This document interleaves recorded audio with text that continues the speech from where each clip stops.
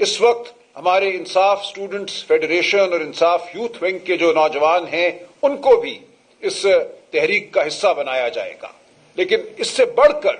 وہ لوگ جو اس وقت شاید کسی تحریکی عمل کا حصہ نہیں ہیں یا سیاسی عمل کا حصہ نہیں ہیں، ان نوجوانوں کو بھی ہم دعوت دیں گے کہ اس ملک کے مستقبل کے لیے آگے بڑھو۔ اور مقصد ہمارا عمران خان کی رہائی ہے۔ عمران خان کی رہائی ایک استعارہ ہے، ایک سمبل ہے پاکستان میں آئین اور قانون کی بحالی کا، پاکستان میں